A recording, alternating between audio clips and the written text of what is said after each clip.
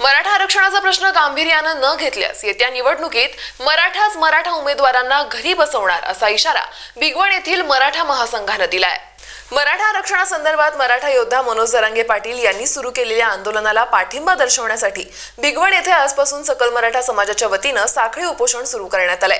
यावेळी अखिल भारतीय मराठा महासंघाचे इंदापूर तालुका अध्यक्ष राजकुमार मस्कर यांनी आपली प्रतिक्रिया दिली आहे।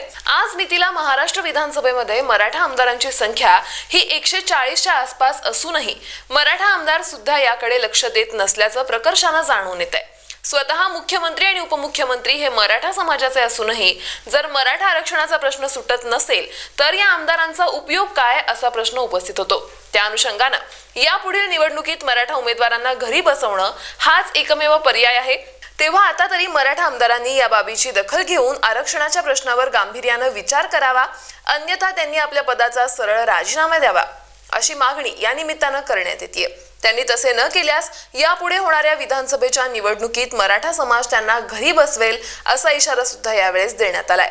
आज आपण आहे इंदापूर तालुक्यातील भिगवण येथे संपूर्ण महाराष्ट्रामध्ये मनोज जरांगे पाटील यांना पाठिंबा देण्यासाठी रान उठलेलं आहे आणि मनोज जरांगे पाटील आज 10व्या दिवशी आपल्या उपोषणावर ठाम आहेत आणि त्यांच्या उपोषणाला पाठिंबा देण्यासाठी आज सकल मराठा समाजाच्या वतीने भिगवण येथे साखळी उपोषण चालू केले आणि त्या उपोषणकर्त्याशी आपण त्यांच्या भावना जाणून घेणार आहोत। काय सांगाल?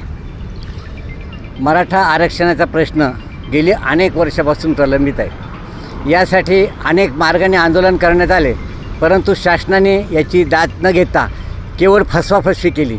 शेवटी मनोज जरांगे पाटील यांनी ह्या आरक्षणाचा लढा दिला आणि त्या लढ्याला आज बरेचसे महिने उलटून गेले।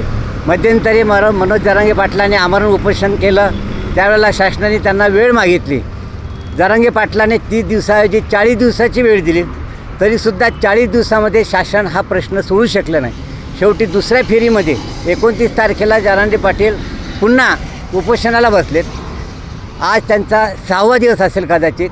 आज त्यांची प्रकृती अक्षरशः खालावलेली आहे, तरीसुद्धा शासन यावरती कुठल्याही प्रकारची दखल घ्यायला तयार नाही।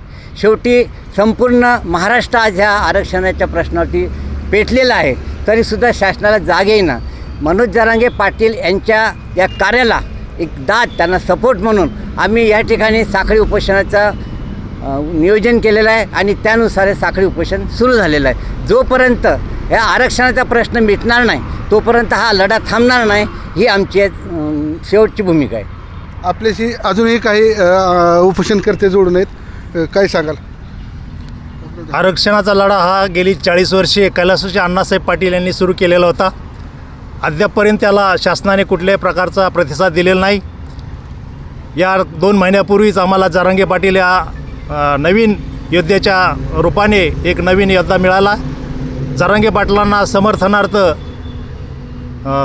अंतरवली सराटी या ठिकाणी अतिशय प्रचंड असा मोर्चा निघाला। त्यामध्ये सर्व मराठा समाज एकवटला, कोट्यानी मराठा समाज त्यामध्ये एकत्र झालेला आहे आणि मराठ्यांच्या भावना ह्या अतिशय प्रचंड अशा उद्वेग झालेल्या आहेत। त्यामुळे मराठा समाज हा मोठ्या प्रमाणे खवळलेला आहे। आरक्षणासाठी सरकार दररोज चालढकल करत आहे। 40 दिवसाची त्यांनी मुदत दिली, पण सरकारने फक्त मराठ्यांना मूर्ख बनवायचं ठरवलेलं आहे। आता मराठा पेटून उठलेला आहे। सरकारने याची अतिशय गांभीर्याने दखल घेतली पाहिजे। जर जरांगे पाटलांच्या जीवितास काय धोका निर्माण झाला तर अख्खा महाराष्ट्र पेटून निघेल, म्हणजे पेटला जाईल आणि त्याची सर्वस्वी जबाबदारी शासनावर राहील। तरी शासनाने लवकरात लवकर आपला मुद्दा निकाली काढून मराठ्यांना आरक्षण दिलं पाहिजे आणि त्याशिवाय मराठा हा स्वस्थ बसणार नाही आणि येत्या भविष्यामध्ये ज्या निवडणुका होतील त्यामध्ये मराठ्यांनाच पाडल्याशिवाय राहणार नाही, याची मराठा नेत्यांनीसुद्धा गांभीर्याने दखल घेतली पाहिजे। मराठा नेते हे फक्त स्वतःची खळगी भरण्यासाठी, स्वतःची मतं वाढवण्यासाठी किंवा स्वतःची संपत्ती वाढवण्यासाठीच ह्या समाजाचा उपयोग करून घेतलेला इतके दिवस आणि मराठ्यांनीसुद्धा भविष्यामध्ये या मराठ्यांच्या नेत्यांना त्यांची जागा दाखवली पाहिजे, त्यांना भुईसपाट केलं पाहिजे। जे आपल्यासाठी लढत नाहीत, आपल्याला आरक्षण देत नाहीत किंवा मराठा समाजासाठी ज्या गरजवंत मराठा आहे त्यांच्यासाठी कार्य करत नाहीत, त्यांना त्यांची जागा दाखवलीच पाहिजे। याशिवाय मराठा समाज भविष्यामध्ये स्वस्थ बसणार नाही। तरी शासनाने याची गंभीर दखल घेऊन या जरांगे पाटलांना कुठलाही धोका निर्माण होईल याच्या अगोदरच मराठ्यांना आरक्षण मिळण्याकामी योग्य ती तातडीने भूमिका घेतली पाहिजे असं मला वाटतं.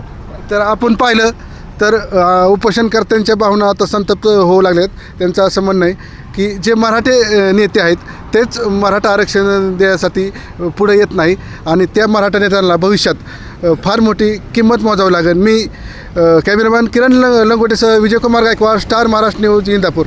स्टार महाराष्ट्र न्यूजसाठी विजयकुमार गायकवाड यांचा इंदापूरहून रिपोर्ट.